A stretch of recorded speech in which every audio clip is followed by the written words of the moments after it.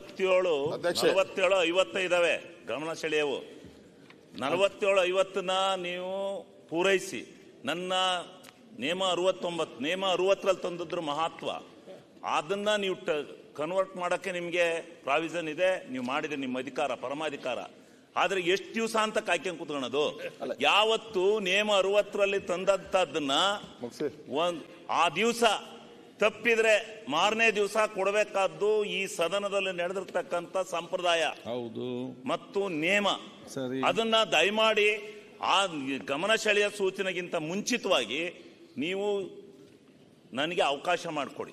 ನನಗೆ ದಯಮಾಡಿ ನಿಮ್ಗೆ ಕೈ ಮುಗಿದು ಕೇಳ್ಕೊತೀನಿ, ದಯಮಾಡಿ ಅವಕಾಶ ಮಾಡಿಕೊಡಿ. ಆಮೇಲೆ 47 ಆದ್ಮೇಲೆ ಇಲ್ಲಿ ಯಾರು ಸದನದಲ್ಲಿ ಇರಕ್ಕಲ್ಲ, ಮೊದಲು ಅವಕಾಶ ಮಾಡಿಕೊಡಿ. ಅದಾದ್ಮೇಲೆ ಗಮನ ಸೆಳೆಯೋದ್ರ ಮಾಡ್ಕೊಡಿ. ಬೇಡ ಅಂತ ಹೇಳೋದಿಲ್ಲ, ದಯವಿಟ್ಟು ನಿಮಗೆ ರಿಕ್ವೆಸ್ಟ್ ಮಾಡ್ಕೊಡ್ತೀನಿ.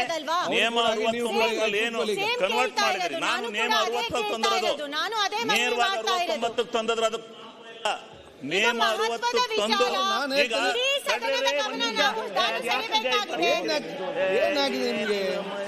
ಸೋಮನೆ ಒಟ್ಟಾರೆ ಮೈಕ್ ಕೊಟ್ಟದಲ್ಲಿ ಮಾತಾಡ್ತಾರೆ, ನಾನು ಕೇಳೋದಿಲ್ಲ.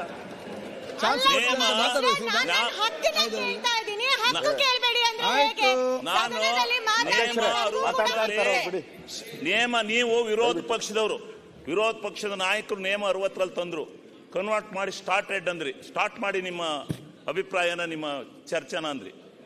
ನನಗೂ ಅಷ್ಟೇ ಹಕ್ಕಿದೆ ಈ ಸದನದಲ್ಲಿ, ನನಗೂ ಅಷ್ಟೇ ಹಕ್ಕಿದೆ. ನನಗೆ ನೀವು ನೇಮ 60ರಲ್ಲಿ ತಂದಿರ್ತಕ್ಕಂಥ ನಿಯಮಾವಳಿ ಇದನ್ನ ಚರ್ಚೆನ ನೀವು ಹೆಂಗಿದೆ ನೋಡಿ. ಇದರ 60ರ ನೇಮನ ಮತ್ತೆ ಯಾಕೆ ಚರ್ಚೆ ಅರ್ಧ ಗಂಟೆ ಹೌದು ಬಂದಾಗ ಈಗ ಅವಕಾಶ ಕೊಡಿ. ಈಗ 5 ದಿವಸ ಒಂದೇ ಸಬ್ಜೆಕ್ಟ್ ಚರ್ಚೆ ಮಾಡಬೇಕಾಗಿ ಸಮಸ್ಯೆ ಬಂತು. ಆವಾಗ ಚರ್ಚೆ ಮಾಡುವಾಗ ಅಲ್ಲಿದ್ದಲ್ವಾಗ ಇಲ್ಲಿದ್ದಲ್ವ ಏನ್ ಮಾತಾಡೋದಿಲ್ಲ.